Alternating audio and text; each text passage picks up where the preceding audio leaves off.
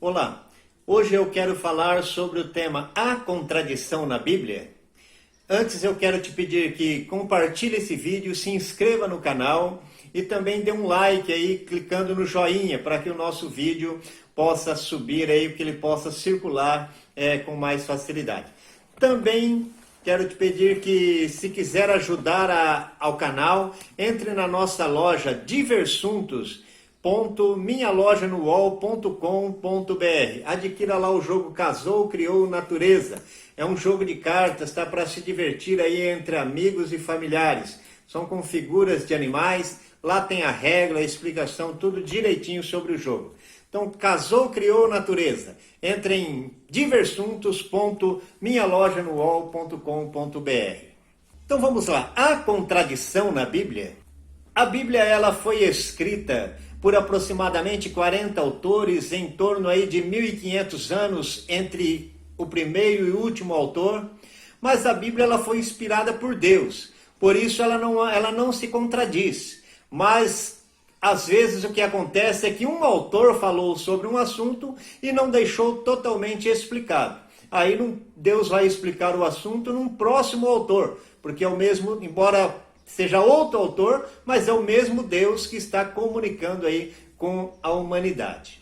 E o que eu quero falar hoje, que é algo que parece bastante confuso, é sobre alimentação.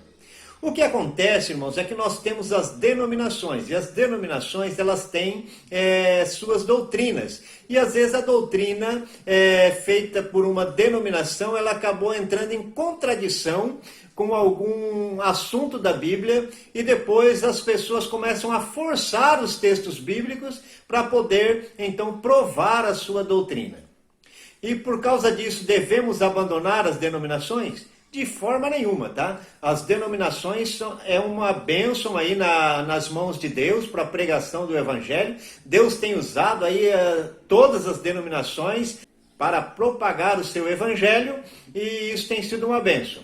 Se nós formos lá para Apocalipse, nas 7 igrejas lá, todas elas Deus encontrou erro.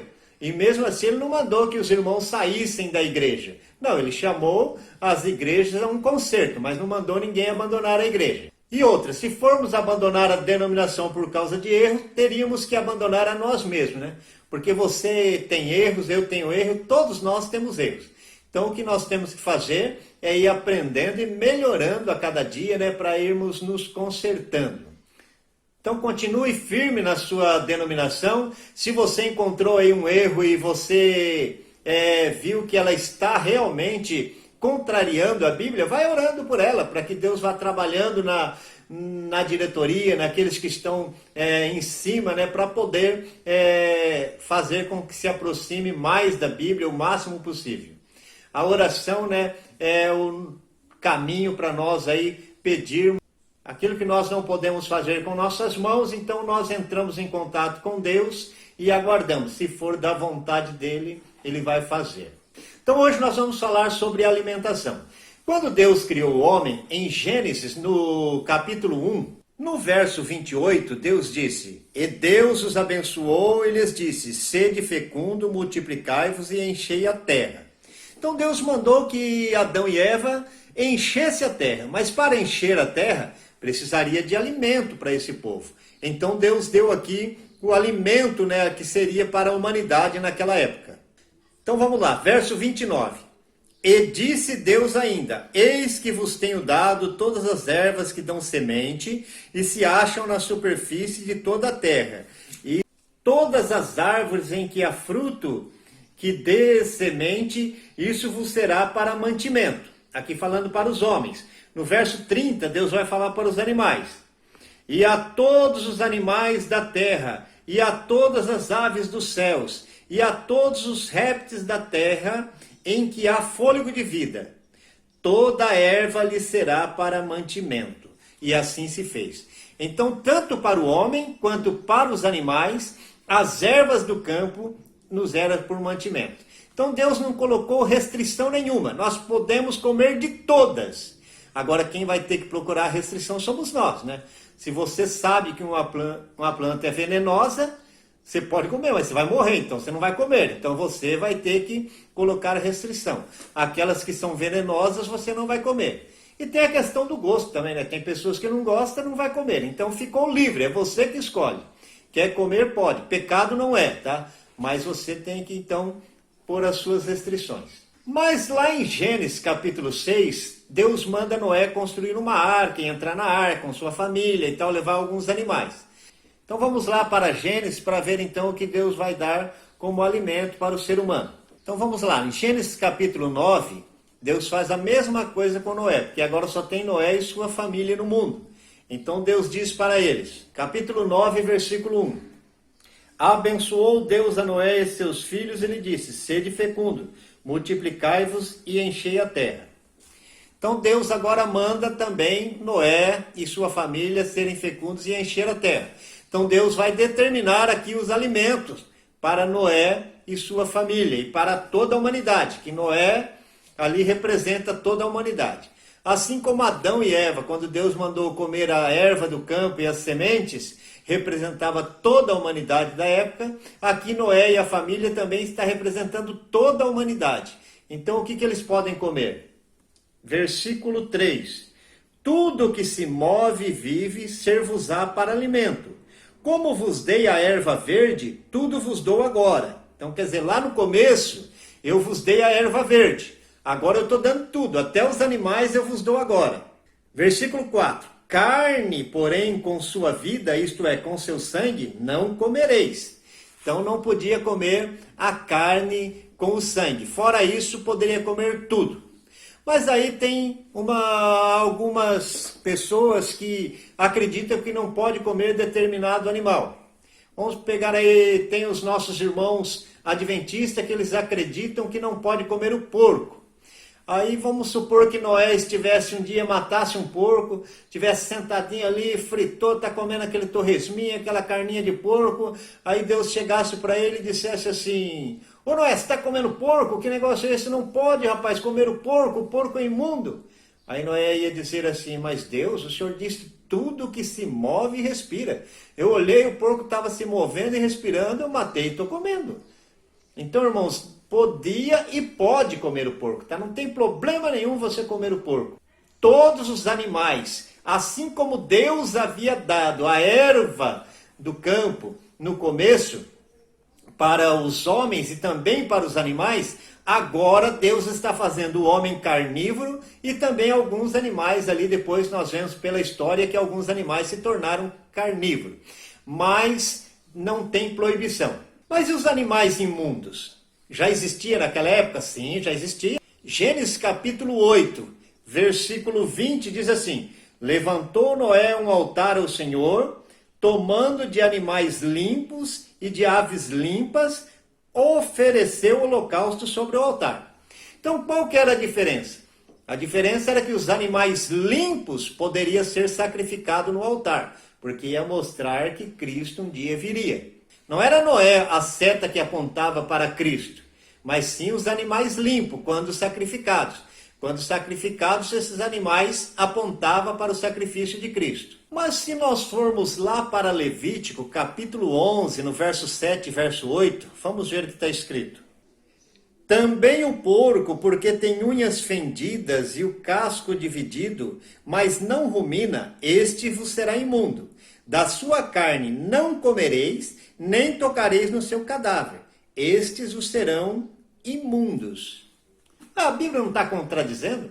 Falou lá para Noé que ele podia comer de todos os animais que vive, que respira, mas agora está dizendo aqui que o porco não pode comer? Mas para quem que Deus está falando isso? Vamos ver. Capítulo 11, versículo 1. Falou o Senhor a Moisés e Arão, dizendo-lhes, dize aos filhos de Israel, são estes os animais que comereis, e todos os quadrúpedes que há sobre a terra. Então, para quem que Deus falou aí?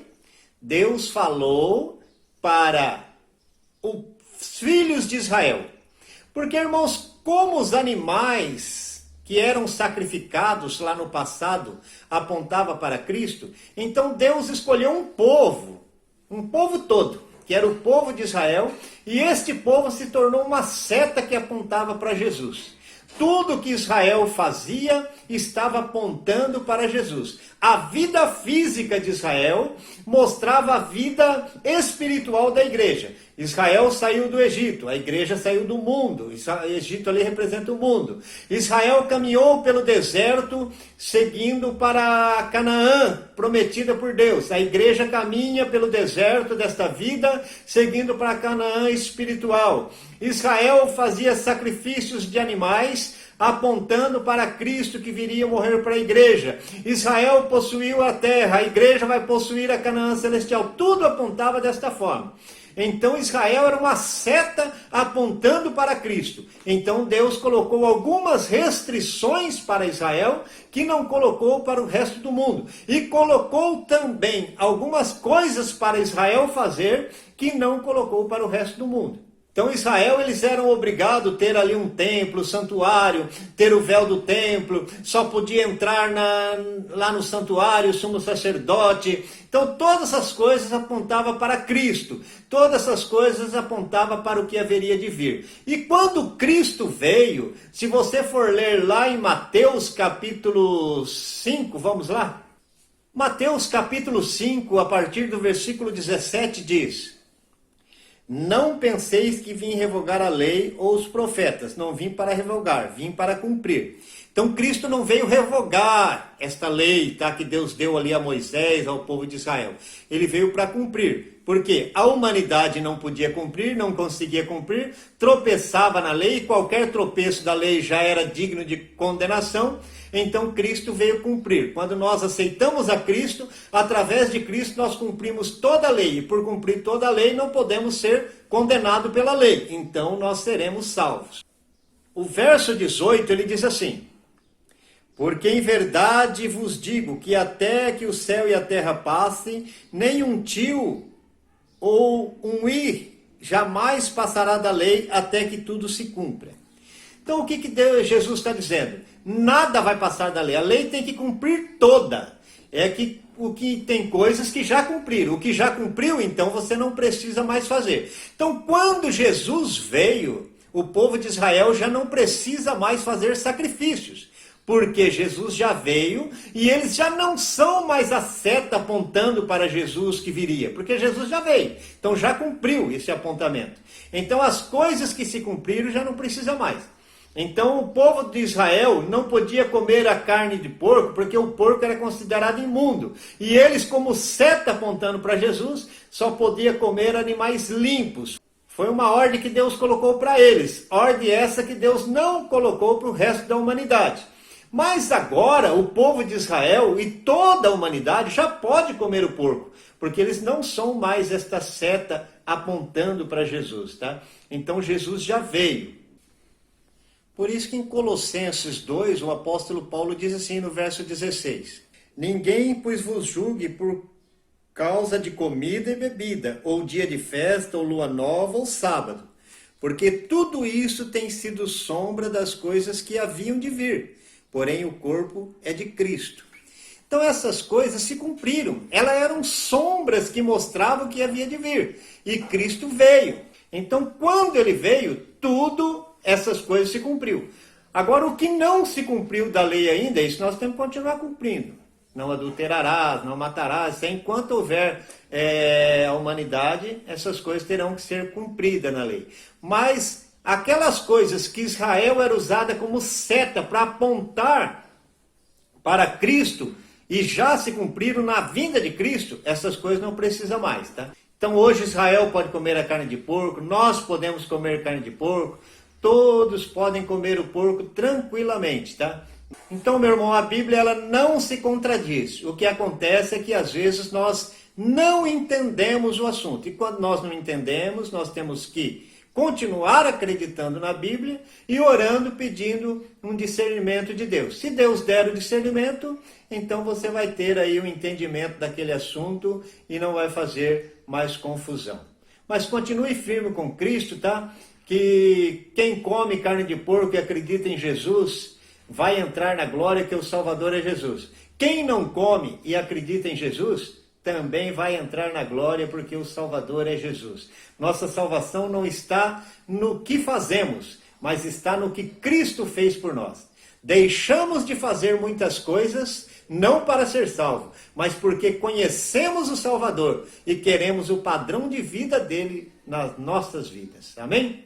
Tem um vídeo aí agora no final que é do Casou, Criou Natureza. Assista, e se quiser ajudar o canal, entra lá e adquira o jogo Casou, Criou Natureza. Muito obrigado. Compartilhe o vídeo e se inscreva no canal. Casou, Criou Natureza é um jogo de cartas para se divertir entre amigos e familiares. Pode jogar de 2 a 8 jogadores. Cada jogador recebe 9 cartas para formar famílias de animais. Por exemplo, achou dragão de Komodo macho, dragão de Komodo fêmea, dragão de Komodo filhote, montou uma família. Ganha o jogo o primeiro a montar 3 famílias de animais. Casou, Criou Natureza. Adquira o seu, clique no link abaixo ou entre em Diversuntos.